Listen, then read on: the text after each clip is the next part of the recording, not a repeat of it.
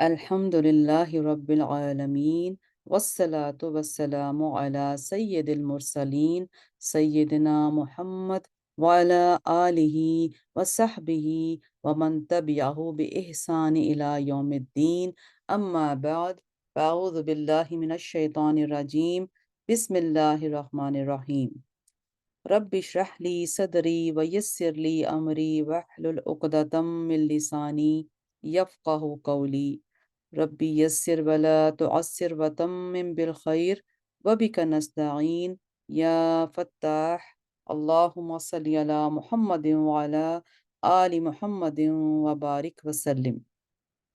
الحمدللہ، آج اللہ پاک کا کرم اور احسان کہ جس نے ایک بار پھر موقع دیا قرآن پاک کی آیت کریمہ کو اس پر سمجھنے کا، غور و فکر کرنے کا، ایک سیکھنے کا موقع دیا۔ انشاءاللہ آج سورہ فاتحہ کی آیت نمبر 4 جیسے کہ کل جو پڑھی تھی ایاک نعبد اور آج ہوگا وَإِيَّاكَ نَسْتَعِينُ، تو یہاں وَإِيَّاكَ نَسْتَعِينُ اور تجھ سے ہی مدد چاہتے ہیں، تو یہاں نستعین عین یا نون جو ہمیں نظر آ رہا ہے اس پہ وہ ہے اصل میں عین واو نون عون، اور نستعین اور یہ باب استفعال کا جو ہے باب ہے، یعنی بھلائی مانگنا، چاہنا، مدد مانگنا۔ نون جو ہے وہ جمع متکلم ہے، تو اس حوالے سے ترجمہ اس کا ہوا وَإِيَّاكَ اور تجھ سے ہی مدد چاہتے ہیں۔ تو یہاں استعانت کا لفظ اون سے ماخوذ ہے، عین واو نون۔ علامہ زبیدی اون کا معنی بیان کرتے ہوئے لکھتے ہیں کہ کسی کام پر مدد کرنے والے کو اون کہتے ہیں۔ یہاں انہوں نے بتایا کہ عرب کہتے ہیں جب قحط آتا ہے تو اس کے ساتھ اس کے اعوان بھی آتے ہیں، یعنی بھی مکھیاں، بیماریاں، اس طرح کی چیزیں انہوں نے بیان کر دی، اور وہ چیز جو تمہاری مدد کرے وہ تمہاری اون ہے، جیسے روزہ عبادت کے لیے اون ہے، اس کی جمع اعوان ہے۔ عرب کہتے ہیں میں نے اس سے مدد طلب کی تو اس نے میری مدد کی، اس کا یہ اون کا معنی آوانا یعنی کہ اس سے مددگار، مدد سے ماخوذ ہے۔ اچھا، اس پہ ایک آپ کے ساتھ جو کل چیز سے جو رہ گئی تھی اس حوالے سے بلاغت کے اعتبار سے بھی ایک اسلوب جو ہے میں آپ کے ساتھ شیئر کرنا چاہتی ہوں کہ غیوبت سے خطاب کی طرف التفات کے کچھ اسرار اور نکات بھی ہیں۔ التفات کا مطلب ہوتا ہے کسی چیز کو موڑ دینا، تو یہاں بلاغت کا ایک اسلوب یہ بھی ہے کہ کلام کو جب بظاہر مثلا صیغہ غائب سے صیغہ خطاب کی طرف جب منتقل کیا جائے تو اس کو اصطلاح میں التفات کہتے ہیں، یعنی کہ مڑ جانا، کیونکہ مسلسل ایک طرز سے سننے والا اکتا جاتا ہے، اور جب کلام کے پیرایا تبدیل کیا جاتا ہے تو سننے والے کا ذہن حاضر اور بیدار رہتا ہے، اور اس کا شوق برقرار رہتا ہے، اور تجسس بڑھتا رہتا ہے۔ سورہ فاتحہ کی شروع کی آیات میں اللہ سبحانہ تعالیٰ کی ذات اور صفات کا صیغہ غائب کے ساتھ ذکر کیا گیا اور اس کی حمد و ثنا کی گئی۔ پھر ایاک نعبد، ہم تیری ہی عبادت کرتے ہیں، میں اس نے بالمشافہ خطاب کیا گیا۔ اس میں سند التفات کے علاوہ کچھ حسب ذیل اسرار ہیں۔ جب بندے نے اللہ تعالیٰ کی صفت ربوبیت، رحمت اور اس کے مالک ہونے کا ذکر کیا تو اس کو حریم ناز میں داخل ہونے کی اجازت مل گئی، اور اس سے کہا گیا کہ اب جو کہنا ہے بالمشافہ کہو، تو بندے نے کہا ایاک نعبد و ایاک نستعین۔ دعا اور سوال میں اصل یہ ہے کہ بالمشافہ خطاب کر کے سوال کیا جائے، جیسے نبی کریم صلی اللہ علیہ وسلم سے اللہ تعالیٰ نے فرمایا قل رب زدنی قل رب زدنی علما، آپ کہہ دیجئے اے رب میرے علم کو زیادہ کر، سو اسی پر یہاں پر بے صورت خطاب دعا کی گئی۔ الحمد سے مالک یوم الدین تک اللہ کی حمد و ثنا ہے، اور تعریف میں اصل یہ ہے کہ غیاب میں کی جائے، اور ایاک نعبد میں عبادت کا ذکر ہے، اور عبادت میں اصل یہ ہے کہ حضور میں اور بالمشافہ ہو، کہ آپ صلی اللہ علیہ وسلم نے فرمایا ان تعبد اللہ کأنک تراہ، تم اس طرح عبادت کرو گویا کہ اللہ کو دیکھ رہے ہو۔ یہ کچھ اس کے اعتبار سے بلاغت کے اسلوب کے اعتبار سے کچھ میں نے آپ کے ساتھ چیز جو ہے وہ شیئر کی۔ انشاءاللہ خود بخود اللہ سبحانہ تعالیٰ وقت کے ساتھ ساتھ جو ہے چیزیں سمجھنے کا موقع بھی دیتا ہے۔ جب آپ خود جب تعلیم حاصل کریں تو کئی چیزیں وقت کے ساتھ ساتھ سمجھ آ جاتی ہیں۔ تو یہاں ایاک نستعین کی تفسیر میں علامہ ابو جعفر جو ہے لکھتے ہیں، ایاک نستعین کا معنی یہ ہے کہ اے ہمارے رب، ہم اپنی عبادات، اپنی اطاعت، اپنے تمام معاملات میں صرف تجھ ہی سے مدد طلب کرتے ہیں، تیرے سوا اور کوئی مددگار نہیں ہے۔ کفار اپنے معاملات میں اپنے باطل معبودوں سے مدد طلب کرتے ہیں، اور ہم اخلاص کے ساتھ تیری عبادت کرتے ہیں، اپنے تمام امور میں تجھ ہی سے مدد طلب کرتے ہیں۔ حضرت ابن عباس نے اس آیت کی تفسیر میں فرما دیا، ہم اپنی اطاعت اور تمام امور میں تجھ سے ہی مدد طلب کرتے ہیں۔ عبادت کو استعانت پر مقدم کرنے کی کیا وجوہات ہیں؟ اگر یہ اعتراض کیا جائے کہ عبادت بھی اللہ تعالیٰ کی مدد کے بغیر نہیں ہو سکتی، پھر بے ظاہر یہ چاہیے تھا کہ پہلے ایاک نستعین ہوتا، پھر ایاک نعبد ہوتا۔ اس کا جواب یہ ہے کہ واو ترتیب کا تقاضا نہیں کرتی، جیسا کہ قرآن پاک میں ہے، یا مریم اقنتی لربکی واسجدی وارکعی مع الراکعین، اے مریم اپنے رب کی عبادت کر، سجدہ کر، اور رکوع کرنے والوں کے ساتھ رکوع کر۔ اس آیت میں پہلے سجدہ اور پھر رکوع کا ذکر ہے، حالانکہ ترتیب کے اعتبار سے پہلے رکوع اور پھر سجدہ ہے۔ دوسرا جواب یہ ہے کہ وسیلہ مقصود پر مقدم ہوتا ہے۔ بندے کو یہ تعلیم دی گئی کہ جب تم نے دعا اور سوال کرنا ہو تو اس سے پہلے اللہ تعالیٰ کی عبادت کرو تاکہ تمہاری دعا قبول ہو۔ اس لیے مدد طلب کرنے سے پہلے عبادت کرنے کا ذکر کیا گیا۔ تیسرا جواب یہ ہے کہ اس سے پہلے الحمدللہ رب العالمین اور مالک یوم الدین فرمایا تھا، تو اسی وزن پر ایاک نعبد و ایاک نستعین فرمایا۔ اگر ایاک نستعین و ایاک نعبد ہوتا تو ان آیت کے آخری الفاظ کا اختتام ایک فصل اور ایک وزن پر نہ ہوتا۔ اچھا، اس کے علاوہ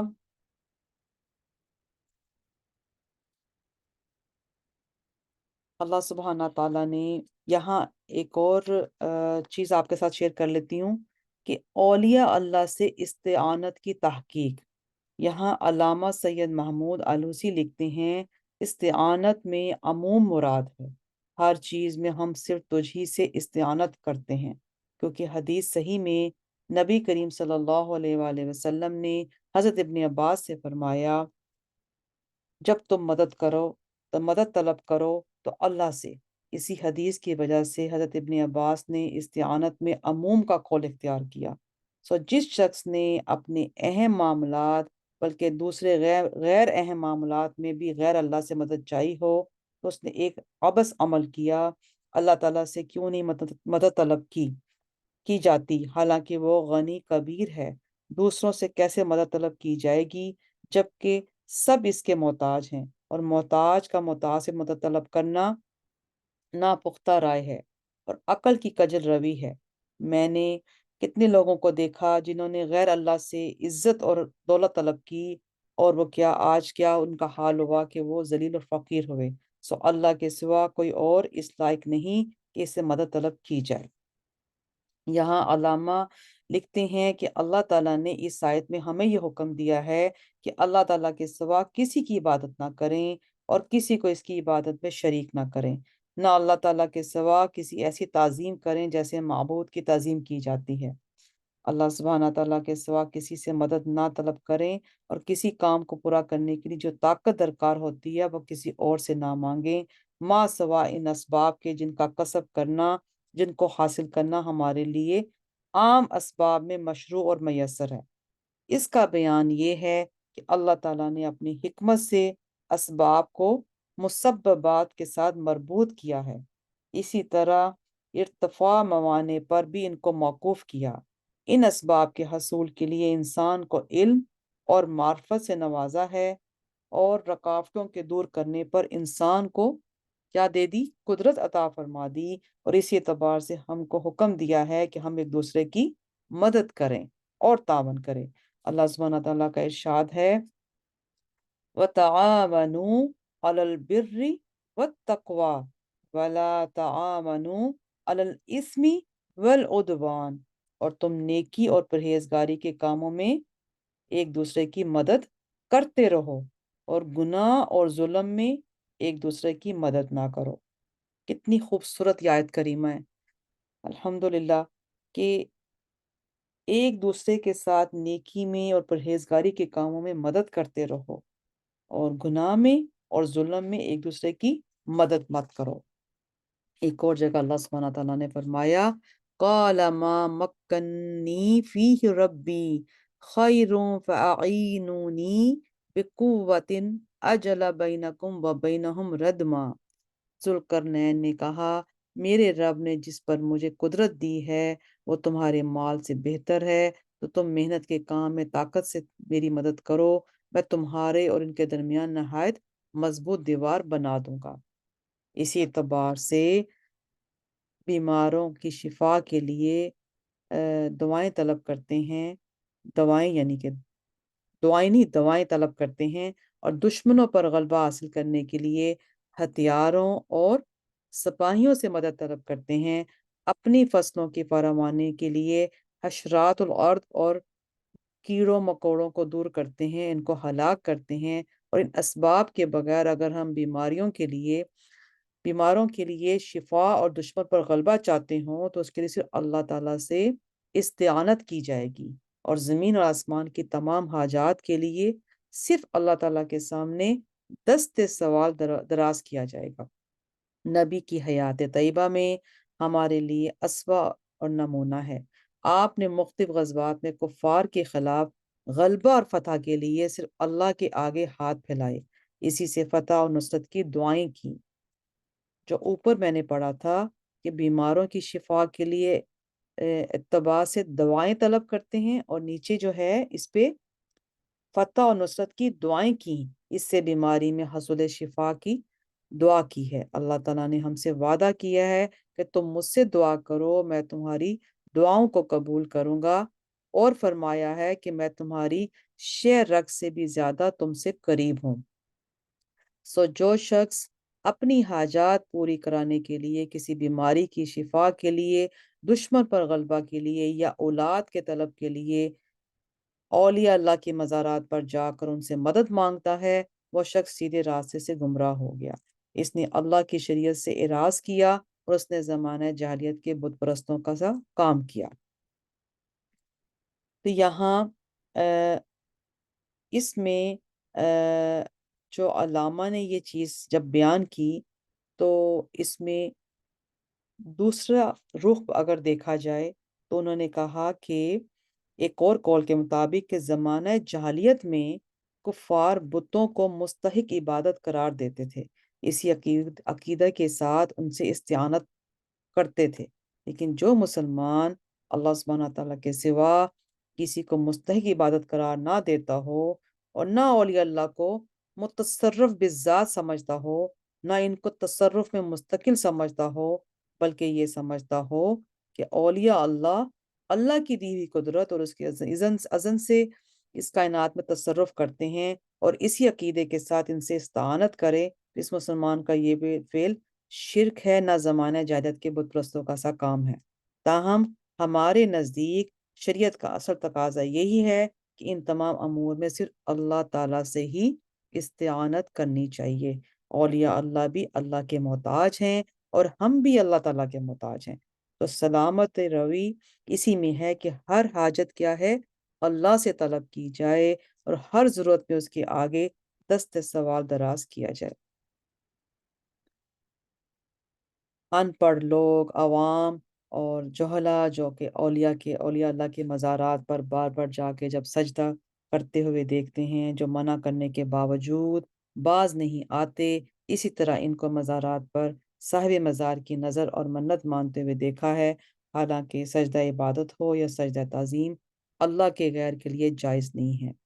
اور نظر بھی عبادت ہے، غیر اللہ کی نظر ماننا جو ہے جائز نہیں ہے۔ اللہ سبحانہ تعالیٰ نے سورہ یونس میں فرمایا، وہی ہے جو تم کو خشک زمین سمندر میں چلاتا ہے، حتیٰ کہ جب تم کو کشتیاں موافق ہوا کے ساتھ لے کر چلتی ہیں اور اس پر خوش ہوتے ہیں، تو اچانک کشتیوں پر تند و تیز آندیاں آئیں اور سمندر کی موجوں نے ان کو ہر طرف سے گھیر لیا،